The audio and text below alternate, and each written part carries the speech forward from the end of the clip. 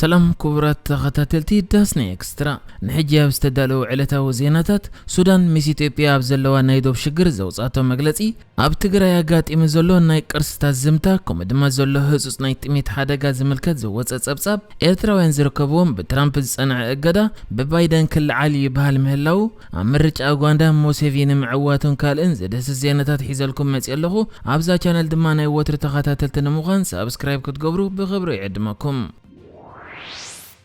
አመንጎ ሀገራት ሱዳን ኢትዮጵያን ተኸሲት ዘሎ ግጭት ገና አይዕረፈናል ይባሃሉ ላብ ዘሎ ጊዜ መንግስት ሱዳን ሕጅውና በኢትዮጵያ ዘቀንዐ ሓድሽ መግለጽ ካብ መሃብ አይዕረፈን ይዝርከብ ሕጂ ወሃብ ቃል ሉላው ቤት ምክር ሱዳን ዝኾነ መሐመድ ፈኪህ ሰልማን ሂቡ ኣብ ዘሎ መግለጺ ንመንግስት ኢትዮጵያ ሓደ መልእኽቲ ሰዲድ ዝርከብ ንሱ ኣብቲ ሂቡ ዘሎ መግለጺ ኣብቲ አመንጎና አመንጎ ኢትዮጵያን ዘሳሕብ ዘሎ ዶባት ገና ክልተ ኣገደስቲ ዝበሃል ቦታታት ኣብ ትሕቲ ሰራዊት ሱዳን ኣያተውን ይዘሎ እዘን ቦታታት ከኣ ኣገደስቲ ከምኡ ድማ መሬት ሱዳን በመዃነን መንግስት ኢትዮጵያ የውጾ ካብ ዘሎ ቃላት ተቆጢቡ ካብቲ መሬት ኣብ ዝሓጸረ ጊዜ ክወጽኢና ናሓቶ ዘለና ነዘን ቦታታት ከም ትካልእ ብወታደራዊ ኃይል ክንኣትዎ እንተንደሊ ሎም ምሸት ማኣተና ነርና ግን ንሕና መጀመርያ ብዲፕሎማሲያዊ መንገዲ ክወጽኡ ንሓትት ኣለና ድሕር ምባል እዚ ኣልፋሸቃ ዝበሃል ከባቢ ሙሉእ ብሙሉእ መሬት ሱዳን ከም ዝኾነ ነዚ ከዓ ዝኾነ ሙጉት ኣየድልዮን ብምባል እቲ በዓል ስልጣን ኢትዮጵያ ካብቲ ሕጂ ሒዛቶ ዘላ ክልተ ቦታታት ክትወጽዩ ኣትሪሩ ጸዊዑ ዝርከብ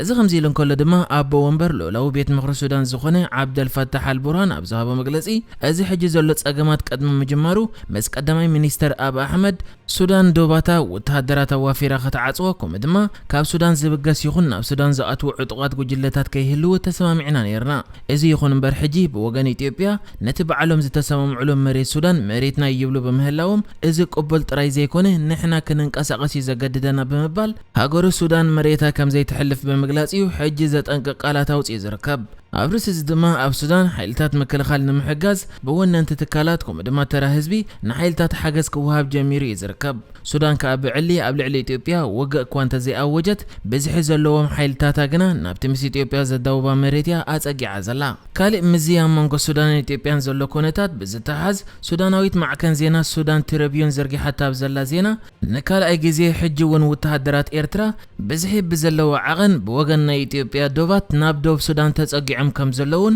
ምስኦም ከዓ ከቢድ ብረት ሒዞም ከም ዘለው ያገሊጻ ዘላ እዚ ናብ ከባቢ ቡርካ ኑሬን ዝበሃል ከባቢ ተጸጊዑ ዘሎ ከቢድ ኣጽዋር ዝሓዘ ብዝሒ ዘለዎ ሰራዊት ኤርትራ በአል ሐምራን ከምኡ ድማ ዓብደራፍዕ ዝበሃል ከባቢ ንሰራዊት ኢትዮጵያን ምልሻታቱን ክሕግዝ መጺኡ ክኸውን ከም ዝኽእል ክትገልጽ እንከላ ብዝሕቶም ብወገን ናይ ኢትዮጵያ ዶባት ናብ ዶባት ሱዳን ተጸጊዖም ዘለው ከቢድ ብረት ዝሓዙ ናይ ኤርትራ ወታደራት ከዓ ኣስታት 2000 ከም ዝኸውን ያዛ ማዕከን ጸብጺባ ዘላ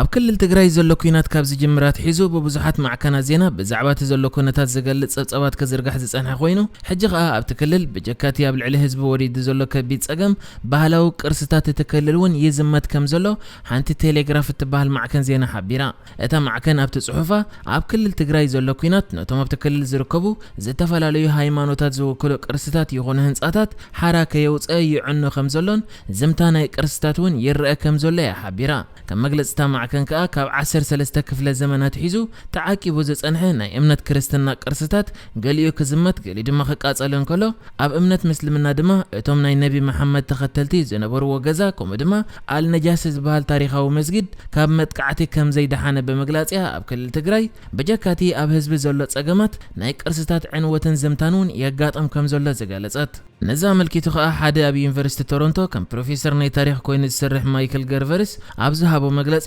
እዚ ኣብ ክልል ትግራይ ዘጋጥም ዘሎ ዝምታ ናይ ቅርስታት ባህላዊ ምጽናት ይክብል እዩ እቲ ዝጠፍእ ዘሎ ቅርስታት ኣመልኪቱ ተዛሪቡ ዝርከብ እዚ ከምዚ ኢሉ እንከሎ ድማ ሓንቲ ኣሶሺየትድ ፕሬስ እትበሃል ማዕከን ዜና ኣብ ክልል ትግራይ ኣብ ውሽጢ ዘሎ ኩነታት ኣመልኪታ ዘርጊሓቶ ኣብ ዘላ ዜና ኣብቲ ክልል ብሰንኪ ትውግእ ሓደጋ ጥምየት የንጸላሉ ከም ዘሎ ድሮ ገለ ናብ ሱዳን ዝኣተዉ ስደተኛታት ነቲ ዘሎ ኩነታት ገሊጾሞ ከም ዘለው ሓቢራ እታ ማዕከን ብተወሳኺ ኣብዚ እዋን ኣስታት 4.5 ሚልዮን ዝበጽሕ ህዝቢ ጠቕሊሉ ናይ ምግቢ ሓገዝ ይኹን ካልእ ከይረክብ ተዓጺ ዘሎ ብምዃኑ ኣብቲ ክልል ዘሎ ኩነታት ከቢድ ከም ዝኾነ ቀረብ ማይ ዘየለ ብምዃኑ ድማ ካብ ውሓይ ዝስተ ከም ዘሎን ኣደዳ ሕማማት ይኾኑ ከም ዘለውን ገሊጻ ነዚ ኣብ ትግራይ ዘሎ ኩነታት ኣመልኪቱ ሓላፊ ናይ ህጹጽ ጉጅለ ሓካይም ብዘይዶ ብዝሃቦ መግለጺ እቲ ኩነታት ብጣዕሚ ህጹጽ ኩነታት እዩ ዘሎ ብምንታይ ቃላት ናይ እንግሊሽ ገይረውን ከም ዝገልጾ ጠፊእኒ እዩ ዘሎ ብምባል ኣብዛ ንዛረበላ ሰዓት ህዝቢ ህይወቱ ይስእን ኣሎ ክብል እዩ ተዛሪቡ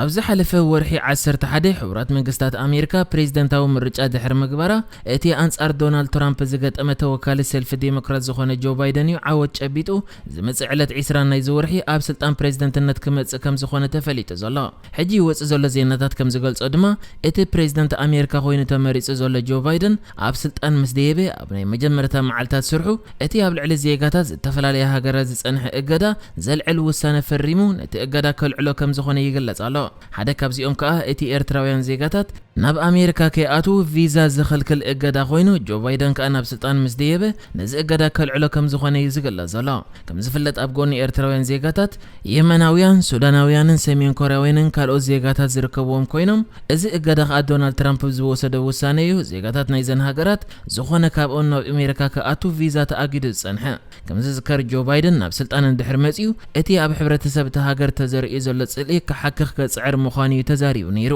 ብጀካዚ ኤርትራውያን ዜጋታት ዘጠቓለለ እገዳ ከዓ ጆ ባይደን ሃገሩ ኣብ ናይ ካምፓሪስ ናይ ክሊማ ውዕልን ካልእን ትራምፕ ኣሜሪካ ዘውጻሉ ውዕላትን ክመልሳ ምዃኑ እዩ ዝገልጽ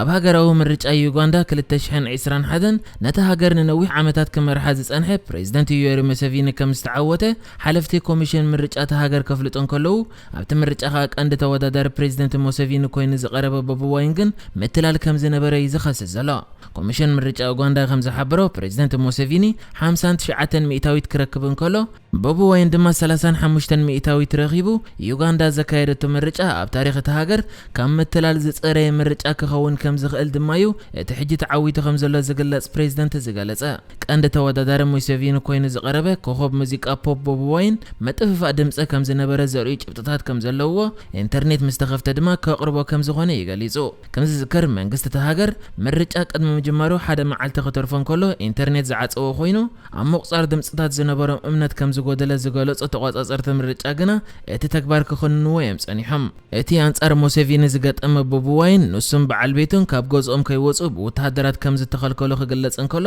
ዝኾነ ሰብ ካብ ገዛና ከይንወፅእ ናብ ገዛና ከይንኣቱን ተኸልኪሉ እዩ ዘሎ ጋዜጠኛታት ውሽጢ ዓዲ ይኹኑ ወጻኢ እውን ናብ ገዛይ መጺኦም ከይረኽቡን እዮም ተኸልኪሎም ክብል እዩ ተዛሪቡ ዝርከብ ኣቐዲሙ ቅድሚ ምርጫ ኣብ ዝነበረ ናይ ምውዕዋዕ ዘመተ ብዝተወልዐ ጎንፅታት ብዓሰርተታት ዝቑፀሩ ሰባት ዝተቆትሉ ኮይኖም ተቃወምቲ ድማ ብመንግስቲ ከም ዝተኸላበቱ ከሲሶም እዮም ነይሮም ንሻት ሻይ እብረ ኣብ ስልጣን ክጸንሕ ዘኽእሎ ዓወት ከም ዝረኸበ ዝተገልጸ ወዲ 76 ዓመት ሙሴቪኒ ነታ ሃገር ካብ 1986 ጀሚሩ ዝመርሓ ዘሎ እኳ እንተኾነ ኣብታ ሃገር ሰላም ክዓስል ከም ዝገበረ ዝግለጽ እዩ እቲ ቀንዲ ተወዳዳሪኡ ዝኾነ ብቦቢ ዋይን ዝፍለጥ ወዲ 38 ዓመት ሮበርቶ ኩጊያላኒ ኣብታ ኣብ ዓለም ዝበዝሑ መንእሰያት ዝርከቡላ ሃገር ኡጋንዳ ደገፍ መንእሰይ ከም ዘለዎ እዩ ዝገልጽ ንሕጂ ዝተዳለወ ዜናታት እዚ ነይሩ ብካልእ ክሳብ ንራኸብ ሰላም ንዓኹም